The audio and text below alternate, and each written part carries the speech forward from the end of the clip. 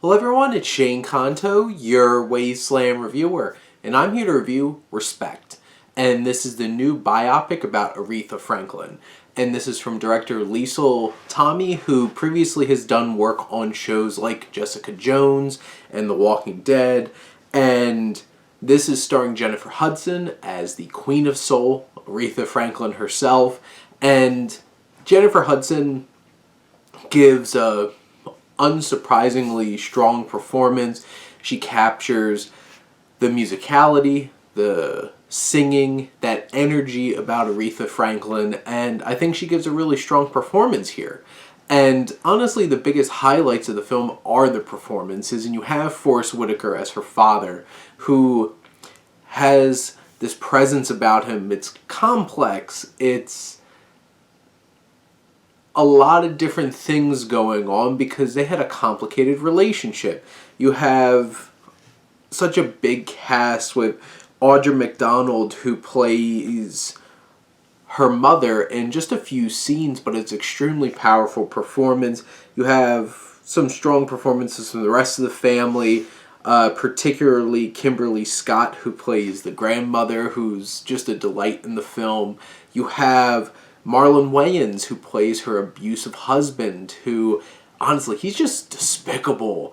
And you kind of forget that it's Marlon Wayans most of the time, and it's just like, damn, this guy is horrible. And there's specific scenes in this film between the two of them that are probably some of the strongest, most emotional moments in the film, and they just deliver with such impact. And it has a lot to do with these performances. Maron, who plays the white dude record producer in the film, because it's a pretty big cliche in a lot of these biopics, especially about black artists. And, he does a really fine job. He's fun. He's Marc Maron it up. Tituss Burgess is honestly a real standout in this film. He has a few scenes here that are really emotional and powerful, and I was really impressed by him, but I have to give it the real MVP of the film, Skye Dakota Turner, who plays young Aretha. She is amazing. She kills it in every single frame that she's in towards the beginning of this film. I absolutely loved her in this film. The performances are great. The story, this is a 2-hour and 25-minute film. It still feels nowhere near enough because they feel like they rush through so many things because you're trying to look at these demons that Aretha dealt with that are so presented so vaguely and only hinted at and never really drilled down deep enough. And it's always back to, don't let the demons take you, or don't think about those demons. It's like, let's confront them so we can actually talk about what the hell we're talking about here. And all these sequences throughout this film just go bam, bam, bam, bam, bam. And I think the biggest moment that shows is, Aretha gets past this abusive relationship and it jumps, and then she's an unbelievably unbearable human being, and you're just like, wait, where'd this come from? And it's so jarring that it took me out of the film watching it. But the thing is, there's also plenty of scenes that are so powerful.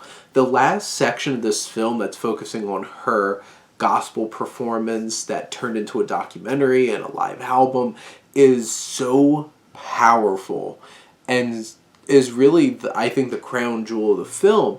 But the film also leans into so many cliches of musical biopics. And I was listening to Breakfast All Day, and they kept talking about Dewey Cox, Walk Hard. And just like, yeah, it hits on a lot of those same points. There's a lot of cliches here, and it never spends enough time because, let alone with her demons and her performances, which Tommy's direction of these musical performances are so fantastic. There's so much energy that just really pulls you in.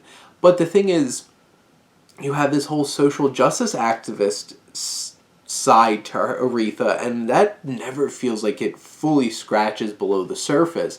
And that's challenging. It presents different things, but overall, this is a very well acted, and still entertaining and engrossing not documentary, but biopic, even if it never really gets to drill down enough and really focus enough on any of these given very important aspects of her life. So in the end, I think this is a really fine biopic. It's not something truly dynamic or different or special, but, you know, Aretha Franklin was. And that, I don't know if this fully does her justice, but it's still worth a watch.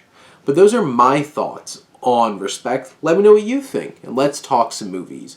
But thank you as always for tuning in and supporting your Wasteland reviewer.